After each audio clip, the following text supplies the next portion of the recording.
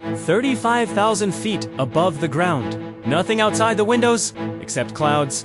Nothing inside the cabin except routine. Seat belts. Tray tables, half-drunk cups of tea. 180 people. All thinking this was just another flight. And then a voice broke the normal. Nobody move. This wasn't a movie scene. This was real. The plane was being hijacked. The flight was heading from London to Istanbul. Smoothair.com. Passengers. A normal day in the sky. Then, one man stood up. No mask. No shouting. No dramatic gestures. Just an orderly-looking man with a small bag in his hand. He opened the bag slightly. No one clearly saw what was inside, but everyone heard what he said next. Open the cockpit. Now, in that moment, the cabin felt smaller, heavier, like the air itself was holding its breath. Someone started crying quietly. Someone else began praying. A few people froze completely. Fear doesn't always look loud. Sometimes, it looks silent. The cabin crew switched into training mode. Calm voice. Steady hands. No visible panic. Inside. Their hearts were racing. The cockpit door stayed shut. The hijacker didn't scream. He simply said, "I can wait." You can't. The pilot looked at the co-pilot. Both were thinking the same thing. Does this real? A coded message was sent to ground control. Every second now mattered. The hijacker was allowed into the cockpit area. His hands were shaking. He wasn't a professional, and that made him more dangerous.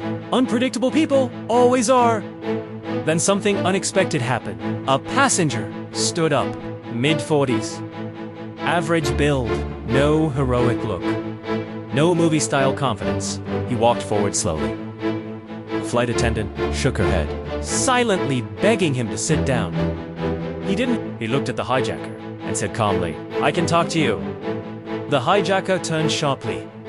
"Sit down," the man replied quietly. "If you wanted to die, you wouldn't be doing this." The cabin went completely silent. The man didn't raise his voice. Didn't threaten. Didn't act brave. He just talked. "What do you want? Money? Attention? Or just someone to listen to you?"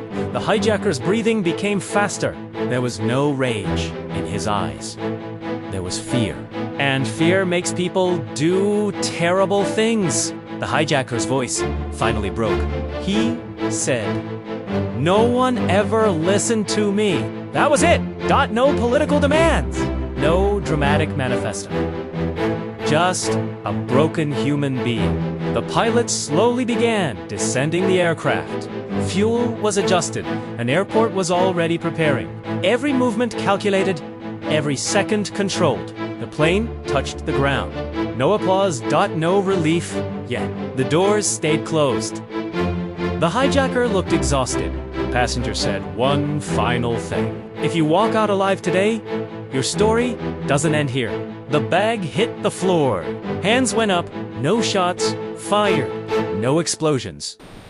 No lives lost. 180 people walked out alive. The next day, headlines said, "A hijacked plane lands safely." People called it luck, but the truth is simpler. Not every crisis is solved with force. Some are solved with calm, with patience, with understanding human weakness. Because sometimes the strongest move is staying calm when everything tells you to panic.